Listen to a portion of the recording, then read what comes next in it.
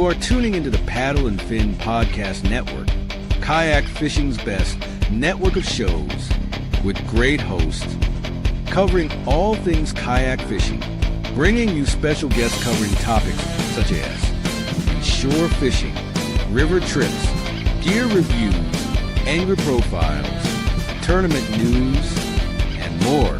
Sit back, relax, let's do this.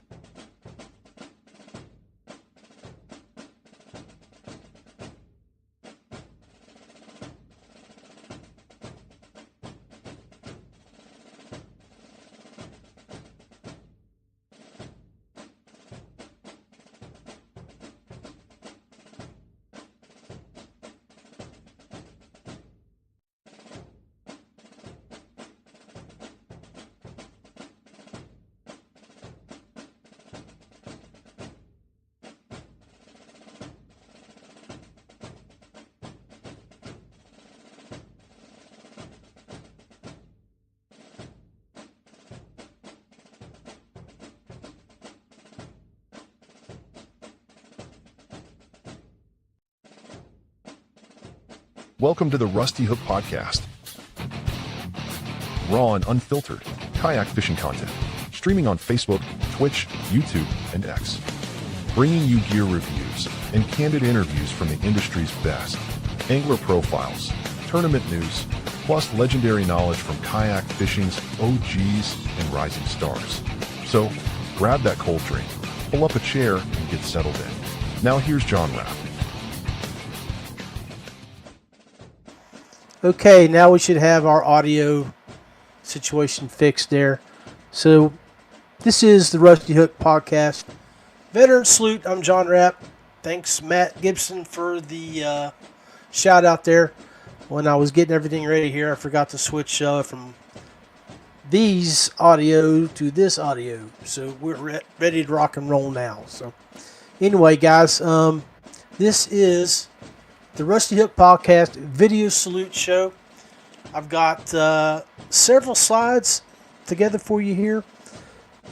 Did not get with all the groups that I wanted to talk with, the Air Force guys, Navy, but let's kick off this new salute with my good friends who just celebrated a birthday yesterday, the Marines. A few of you guys have reached out in the past. Let's go ahead and show that.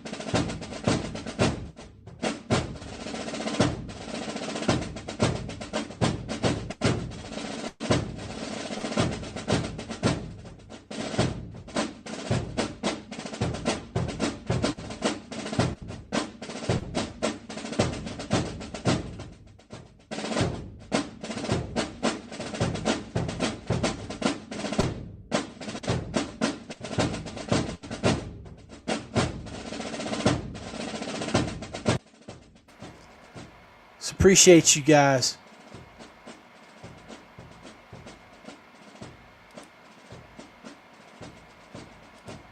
I moved the wrong one. Take that one off. Try to get this set up. I got a bunch of videos here to play. So, special episode. Veterans. Now I'm a veteran, and you know, several of these guys, Marines and veterans. In the past, we've had veterans on the show talking about experiences. You know, I spent 14 years affiliated to the United States Army. I did 8 years on active duty. I did 7 my first go around as a young kid, and then I went back and jumped back in with the National Guard and did a year overseas in Iraq with those boys. So it was it was a great experience. You know, being in the military has really set my life up from day one. One of the great things about that happened with me in my using my military experience was that I was able to retire from my job using some of my military time. So, getting ready to turn 60 here next week, but I've been officially retired from my first job for over 12 years. I retired it right before I turned 48. But hey, Matt Gibson, again, appreciate you. We've got a YouTube visitor from Joe Bellows. Whoever Ostop Bender is wants to crash the party with a why that matters in this thing. This is a veteran salute, not a Trump bashing event. But anyway, I appreciate veterans. I was hoping to have some guys on here to talk about their veterans time, you know, their time in the military. And I've shared over the past several stories, and I'm going to go ahead and do it again. But if you have some great stories, share them. I would love to hear about them in the future, or talk about them here. But I can remember those days when, you know, when you go to reception and you get there and you're meeting up with the guys, and everybody's, you know, like, you know, what the hell do we get into here? And, you know, you can feel the apprehension and tension, and you know, you do things to try to release that tension. So when I get off the bus and I arrive at Fort Knox, Kentucky to go to basic, Olin Jr. from YouTube's turned 62 in June. Marine Corps from 83 to 87. Army from 84 to 90. God bless you, brother. Happy Veterans Day. Yeah, so when I got off the bus, now, Olin, I'd love to hear from stories about your time at the camp, at Marine training. But, man, I'm only 5'7". I'm 135 pounds soaking wet, little dude from West Virginia. And I look around me, and one of the guys, he's from New York, black as ace of spades, 6'7", probably 275. Big man, a really, really big man. I look over beside me, there's a big guy, and he's from New Jersey. Dark hair, dark skin. He must have been Italian or something. He's probably 6'5", 275. These guys look like your typical NFL linebackers, you know, big dudes.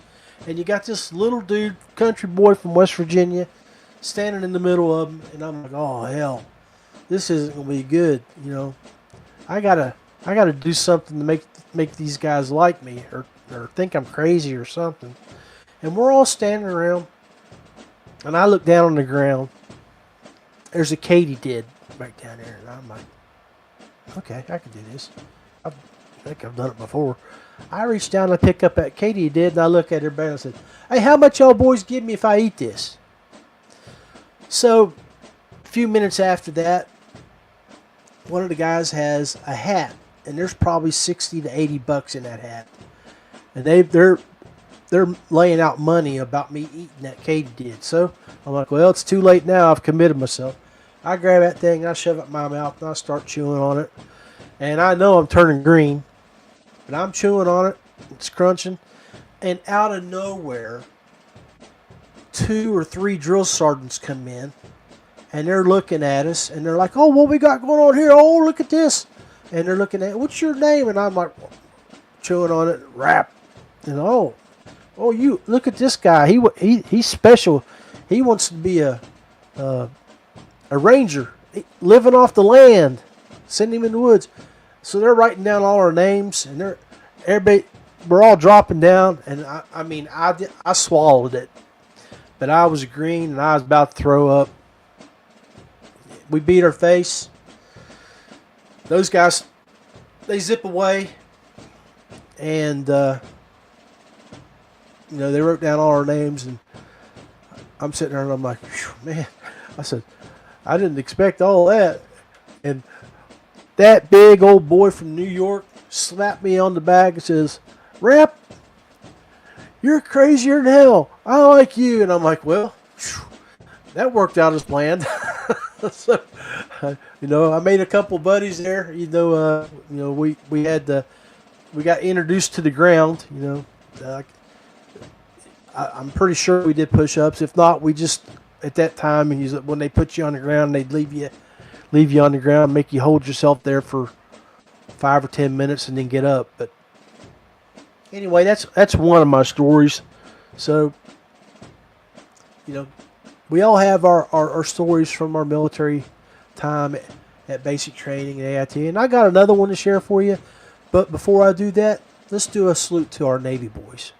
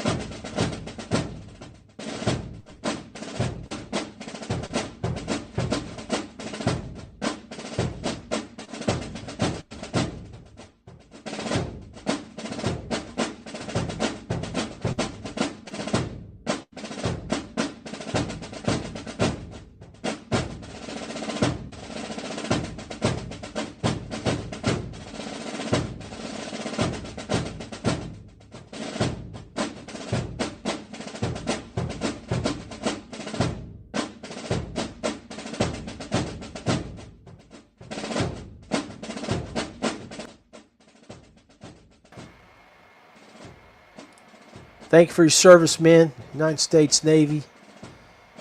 Appreciate you boys protecting them freighters as they're bringing our supplies across the water. The funny thing is when I went to Iraq, we went to Camp Doha, Cap Arafan, and ended up at Camp Virginia. And we're sitting there, and we're getting our daily briefs and doing all our things. We're waiting for our mission, and it's day 25 or 30. There's guys that have come, they parked for a week or two, and then they've left, and they've moved. And we're sitting there, and we're waiting for our mission.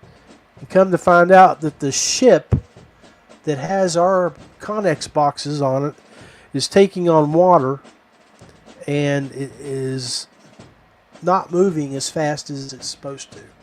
So we had to wait an extra week or two for our Connex boxes to arrive, and then we moved up to Mosul and began our mission in mid-May, right after the end of the ground war, and then it was more of the occupation and setting up shop to retrain the Iraqis. But so that's one of the things we did up there. But go back to some other stories that I've shared on my past tributes. I'm 135 pounds, 140 pounds, and when I was at basic, I had just wrapped up my baseball season of my senior year of high school. So I was in really, really good shape. When I got there, I could run a 2-mile time in less than 13 minutes. And by the time that after about 5 weeks of training, 4 or 5 weeks of training, I had that time down close to low 13s. It was almost a 6.5 minute mile, if I remember correctly. So, one of our, when you have your platoons, you got your drill sergeants. Most of those guys are E5s, and you have a head drill for your group, who's a 6. Then you'll have like the drill that runs those guys. He's a 7, and then you have your head drill sergeant for the whole platoon, the 4 companies or whoever's involved in that. And he was a West Virginia guy from Morgantown. So he's an E8, And he calls me to his office, and I'm thinking, oh man, why am I being called to this guy's office? I don't know who he is. He's a big dog, and my E5 drill sergeant, he's a young Puerto Rican guy. He was a beast. Have you seen those commercials where that guy on Facebook, he's got the big arms, he's talking about doing that Tai Chi stuff, he's Korean or Asian or Japanese or something. But that's what this drill sergeant looked like. He had arms like that around him. Probably weighed $175 and 30, 40 pounds of it when was in each arm. So he was a beast, impressive specimen of a man. And my drill sergeant, head drill sergeant, calls me in. He's like, "Hey, Rapp, you're a pretty athletic boy. I'm all scared to death." He's like, sit down, relax." And I sit down in his chair, and he's like, "You're from West Virginia?" I'm like, "Yes, sir." "Where are you from?" I told him where I was from. He said, "Well, I'm up from Morgantown." He said, "Heck, I'm getting ready to retire. I'm getting ready to go home." He said, "I've been here for, I think he said 25, 28 years. And he was hanging up the belt, getting ready to leave. He's like, "Rapp, I want you to do something for me. You know who your drill sergeant Gutierrez is?" I'm like, "Yes, drill sergeant." He says, "Do you think you can beat him in the PT test? You can outrun him?" And I'm like, "Well, I can try." Drill sergeant, he's like, "If you outrun him, then I will. All your extra duties, you'll come to my office and you'll shine my boots." I'm like, "Yes, drill sergeant, I'll do my very best." And he says, "I'm counting on you. West Virginia pride's on the line here." And I'm like, so when he threw that up, I'm like, "Oh hell, I gotta do my best." Well, I mean, the drill sergeant, I was one of the top runners.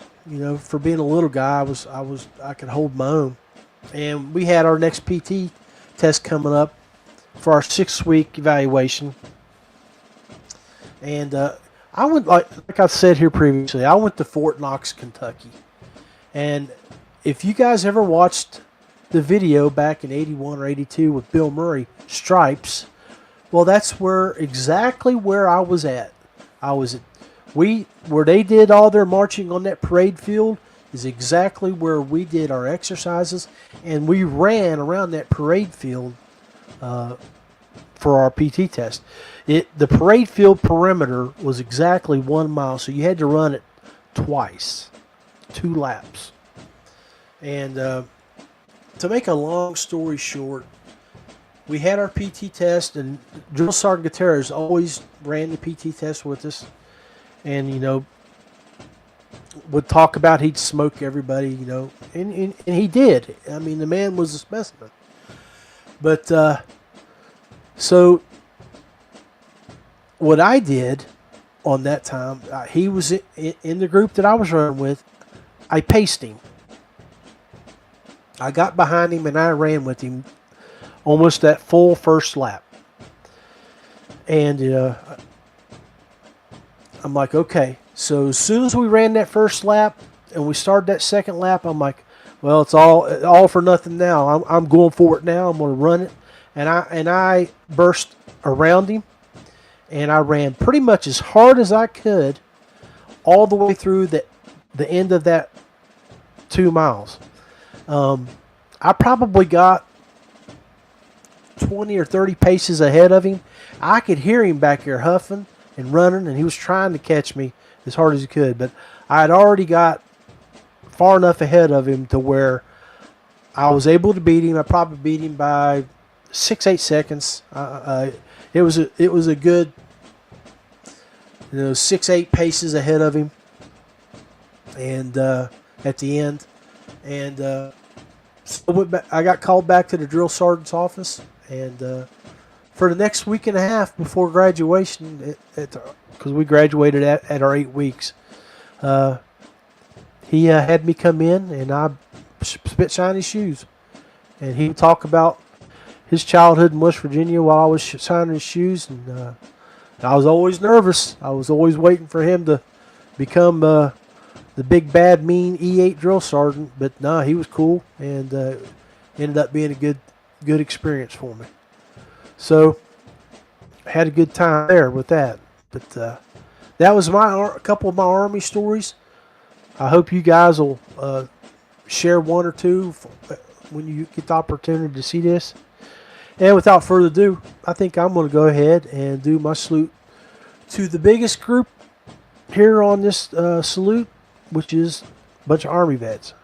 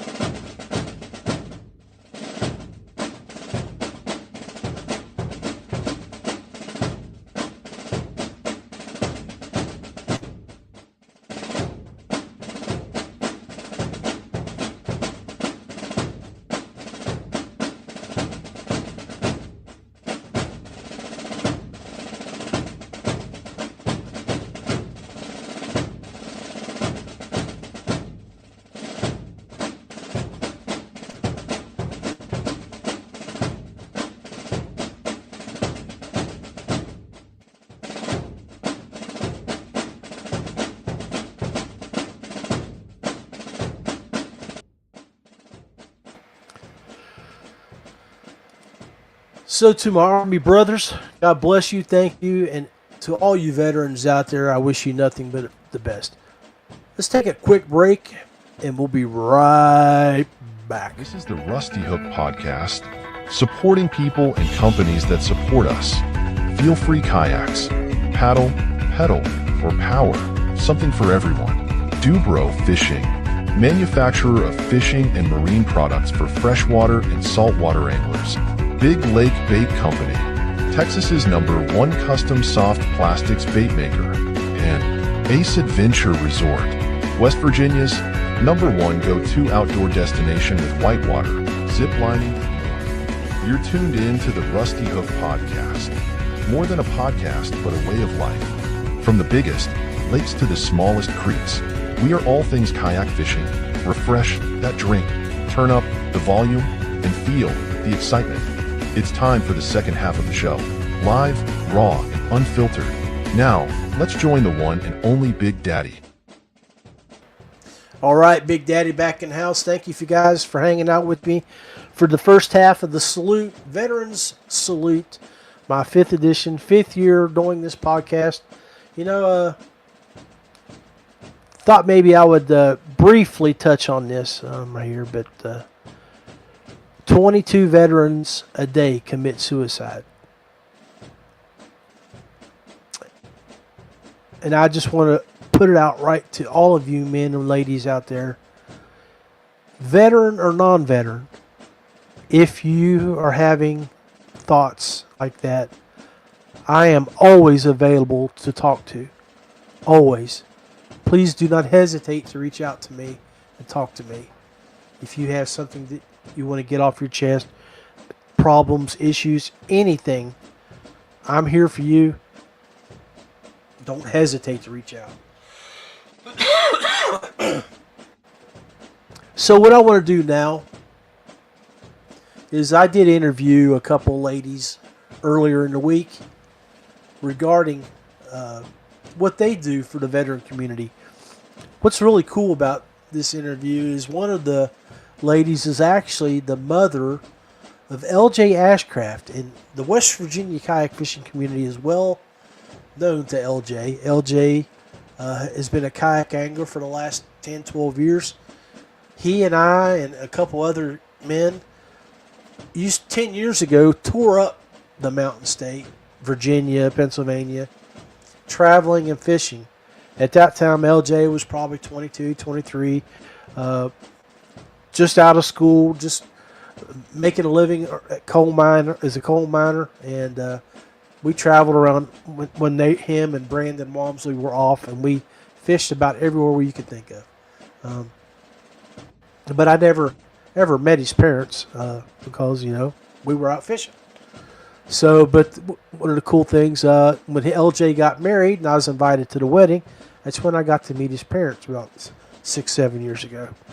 So, come full circle, I'm eating lunch at Shoney's, or breakfast at Shoney's, and I'm talking to the waitress there, and we're talking about Veterans Day coming up, and she told me about this group. They make quilts here locally, and they make like USA type quilts. I'm like, oh yeah, and she told me who it was, and I'm like, well, I'm going to reach out to Linda and see if she'll do it. Let me interview her. Well, I ended up interviewing her and Janet Workman, both local women here in Nicholas County area, and had a real good little interview, and we talked about what they do for the veteran community. So I'm going to play that video now, and then when it's done, we'll wrap up the show right after that. So here we go. Before with some of the other folks, some of the recent, hey Buddy Key, I got my Buddy Key come down to see me. He's like, hey, I want to go back outside. Just came in, wants to go right back out. But anyway, just talked about some stuff with some people about their military experiences. Now, my special treat is I got a couple ladies in the background here who I'm going to bring on, and I want to talk about some of the really cool things that they have done for the veteran community. So without further ado, I'm going to bring on Miss Janet Workman and Miss Linda Ashcraft. Welcome to the show, ladies. Thank you. Hello. Now, as you can tell, these ladies are not used to being probed and talked to and questioned, and so I'm gonna have to really work hard here to get Janet to smile and Linda to talk. Yeah, right. Hey, appreciate you coming on the Rusty Hook Kayak Fishing Podcast. Hey, I've been fishing kayak fishing now for a little over 11, 12 years, and what's really funny is how I met Linda is her baby boy and I tore up the Mountain State back years ago, fishing 2-3 times a week, all over the state and Pennsylvania, Virginia. She's probably heard my name lots back in the day and like, who is this guy? And then finds out I'm old enough to be LJ's daddy, but LJ Ashcraft. I love that boy, and you created a great young man there. Miss him, and him and his buddy Brandon Walmsley. We really traveled a lot, but finally got to meet you at his wedding. Yeah. Beautiful wedding. Yeah. Yeah. Thank you. Hey, so Linda, Janet, tell me a little bit about yourselves. Janet, won't you start and tell us a little bit about you and just a little bit of your life history? Well, I'm originally from Clay County, and I'm a physician assistant, retired. I've been quilting all my life, ever since my grandmother put a needle in my hand to shut me up. So, uh, so I have always been quilting. So when I retired, I joined Mountain Lake Quilters and met Linda. Beautiful. So, you lifelong resident of Clay County, or are you, I know you're not. I'm in. I've lived in Fayette County for 28 years, and then 12 years ago I moved to Nicholas County. Beautiful, beautiful. Now, Linda, tell us a little bit about you. I am really haven't quilted all my life, maybe the past 20 years, and found the group Mountain Lake Quilters. And back a long time ago, we did make quilts of valor, and one of the ladies was a retired, I believe, colonel, but I'm not sure. She was in the National Guard, and she got it started. And What was the name of that? Her name was Edith Kelly. What was the name of the group? The group. Mountain Lake Quilters. No, the one that you said it was before that. No, we. Oh, okay. I joined Mountain Lake Quilters, and around 2014, Edie started the veterans. She said, "Let's start giving some of the veterans out quilts out." So we started out really small, just one or two, and it built up to where we would give out 6 a year. And this year, we've given out 30. That's already? Wow. This year. That's outstanding. That's a lot of quilts. And yes, ma'am. We've decided that 20 is our most that we'll give out. And that is our goal next year. We have a cutoff date in June. Is it June, Janet? To have the quilts done? Yes. The quilts have to be, they don't have to be quilted, but they'd have to be done. And whatever we have, that's what we'll give out. Well, so do you travel around the state to any organizations like American Legion, VFW, or do you just do something locally for Nicholas County? If the state coordinator for the state of West Virginia for Quilts of Valor Foundation wants us to give a quilt out in our area, Janet and I will go do it. We have done that. We don't do very many. We get our names from the veterans groups in Nicholas County.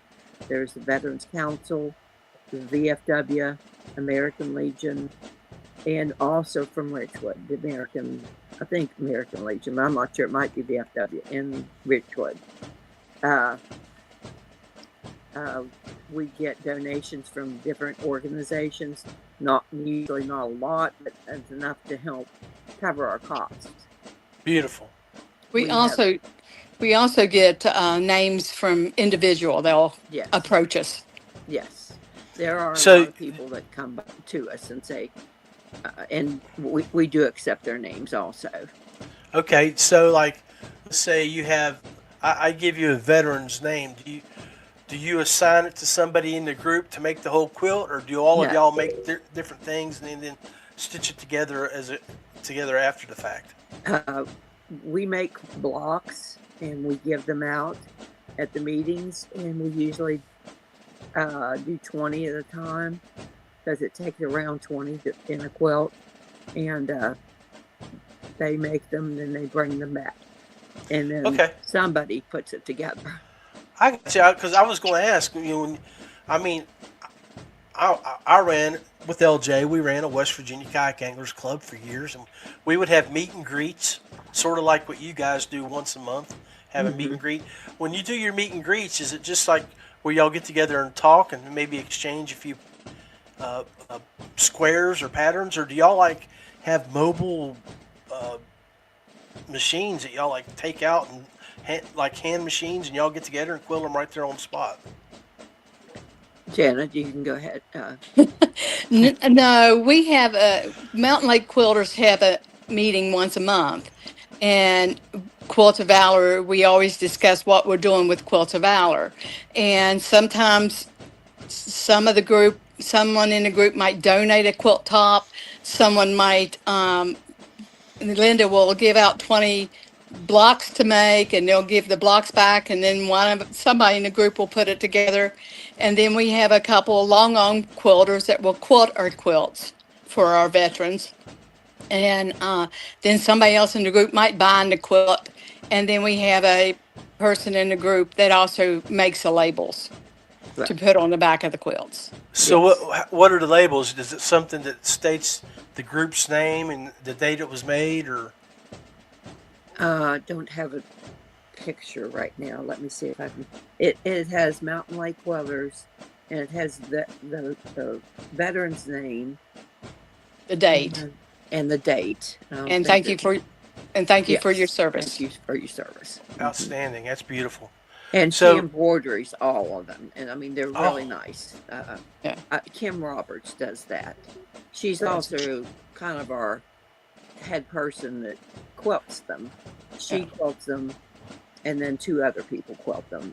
She does a lot of them. Nice. So I got a picture here. I believe Janet was saying this was her ride. You guys, were y'all put together? Is this the 30 quilts that y'all gave away this year? Yes. Well, I think there was probably 28 quilts there. Yeah, there's gave 20. one. Yeah, we gave one out earlier in the year, and 29. I guess there's there. Yeah, And there's then 28. Somebody else had one and brought it. Okay. And then we do have another one to give out, but I haven't been able to get a hold of him yet. So if we get a hold of him this year, it'll be 31 quilts. So Nice. 31 quilts. I'm going to show this picture here that we have here. This one has a group of men with quilts over top of them. yes, And I'm assuming that's some of the guys that got In the quilts first from group. you. yes, in the first group this year that received.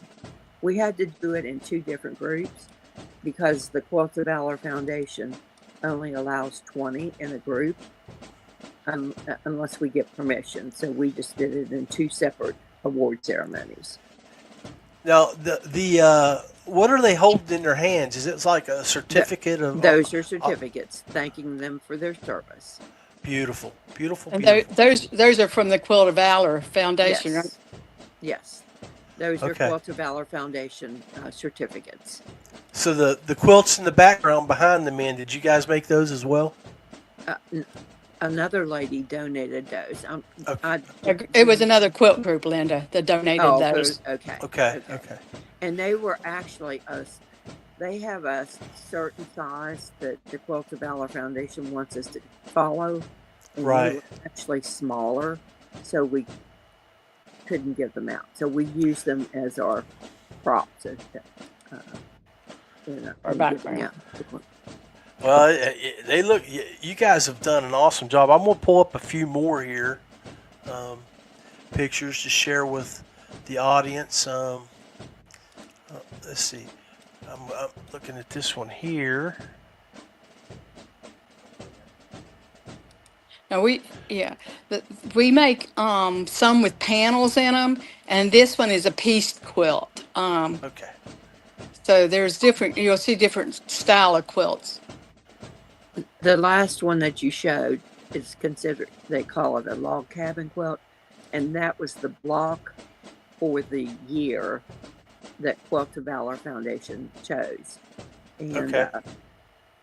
They try to get as many blocks as they can, and we made them into quilts. A member made that quilt. That one has a panel in the middle of it. Yes. Now, how do you do those panels? Do y'all have somebody print that onto a block for you to stitch in, or? No, quilt Chops carry. have them carry them, and we just pick them up. That's pretty cool. I saw that one. I don't know if it's in here or not, but these are just outstanding.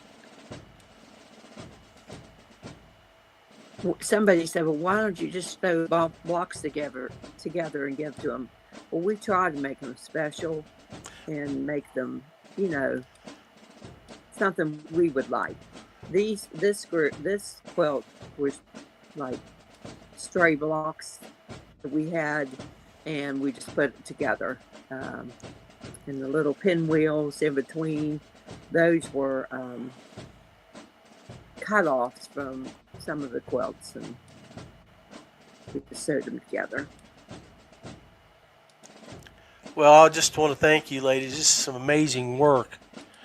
So if people wanted to join your organization or provide information or provide some cash for supplies, I know we talked in the background before we started recording this. You guys got a private group which is closed, and it's hard to find. Would it be okay if they reach out to you, Linda, or Janet on Facebook? Sure. Sure. Okay. Or any other recommendations on how they reach out to you too? Maybe to the Nicholas County Veterans Council or something like that. If they want to submit a name, they can also submit it through the Quilts of Valor. Quilts of Valor. Right. Okay. Now, That's online. If it goes through Quilts of Valor Foundation, the state coordinator gets those names, and sometimes we get names, but most generally we don't. They make their own quilts. Like I said, we do a lot of our quilts. The names come to us through the VFW, Veterans Council, American Legion, or individually. We accept cash donations. We don't have a checking account. If we get a check, then we have to submit it through the foundation, and it's just a longer process. So we just leave it. If somebody wants to give us cash, we put it towards making these quilts. We buy border fabric, background fabric, and helps pay for quilting supplies. It's not real cheap to put together. That there is the Quilts of Valor Foundation Facebook page. Yeah, they're pretty big. They got a donate button right there, folks. Yeah. Right there to the right. So now when you don't, now folks that may look at this later and say, "Hey, I want to donate to this group." When you hit that donate button to Quilts of Valor, I'm sure it'll have some like a PayPal link or something. Go into the comments and make sure that you state that you want this to go to Mountain Lake Quilters group for a Nicholas County or whoever specific veteran that you want something made for, or just in general. That way it goes to these ladies and they can use those funds as they see fit.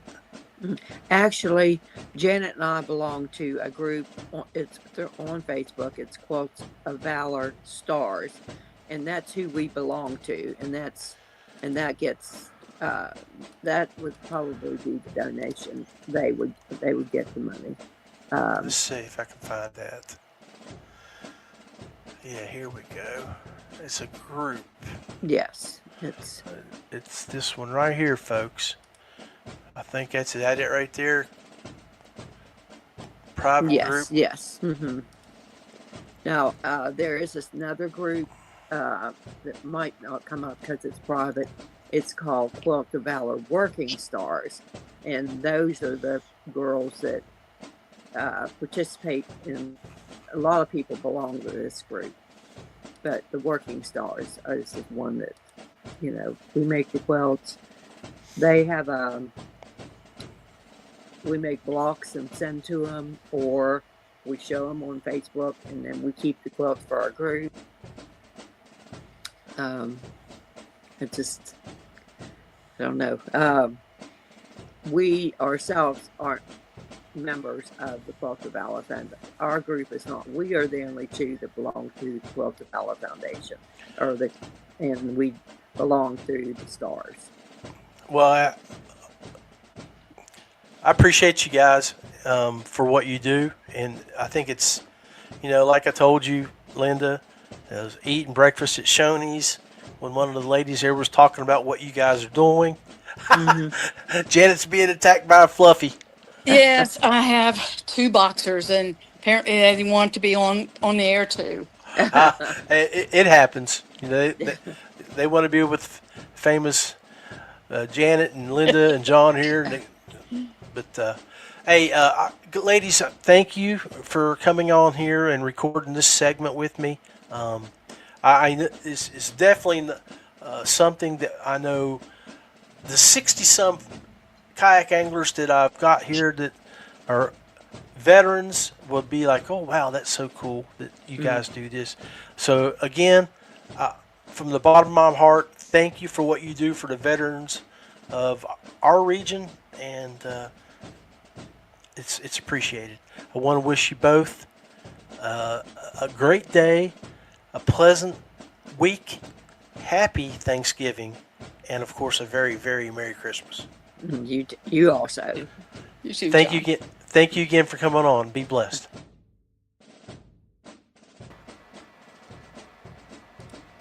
So that was the interview that I did with the ladies here locally.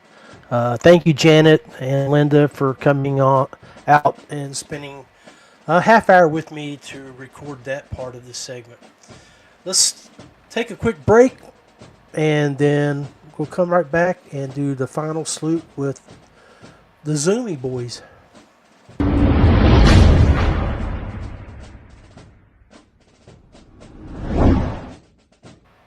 All right, so the final video I want to show for tonight is our boys from the Air Force. I don't think I hit them. I did the Army, Navy, and Marines.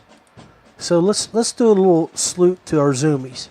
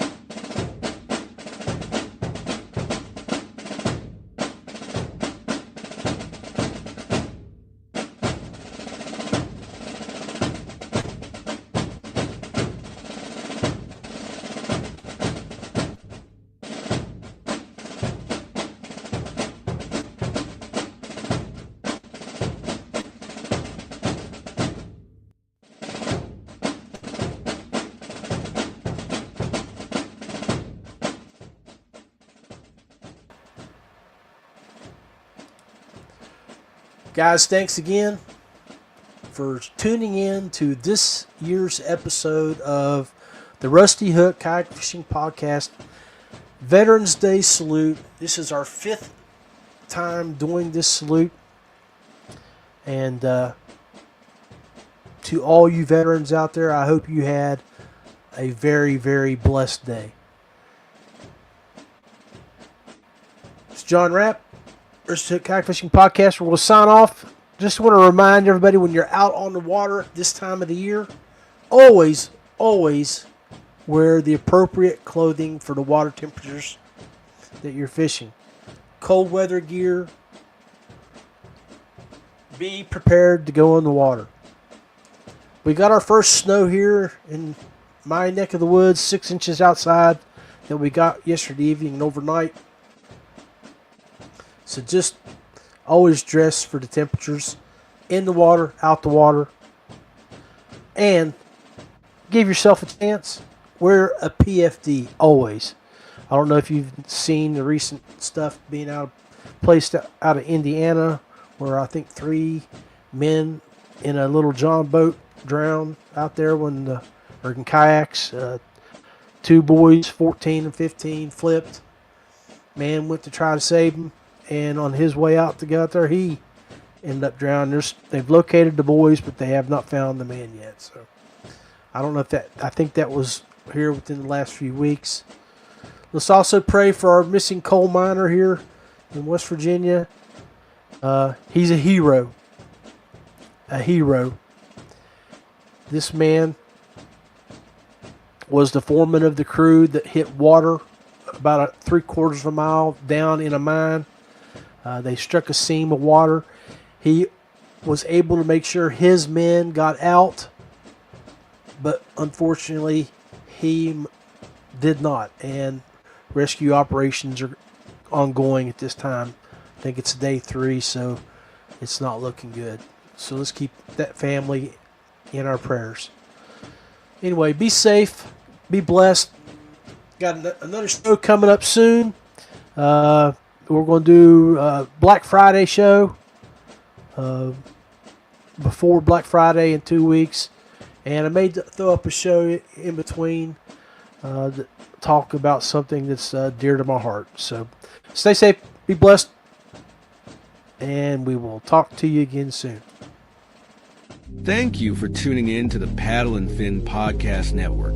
We hope you enjoyed the show. Don't forget, for future shows, like, follow, share, and hit that subscribe button.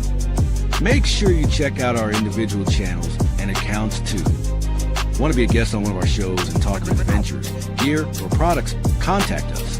Thank you for watching the Chasing the Tide with Dustin Nichols, The Rusty Hook with John Rapp, The River Run with Adam Fraser Cross, The Real Backwaters with Daniel Whitcock, Chasing the 20s with Carlisle Esterly and Sean Lavery.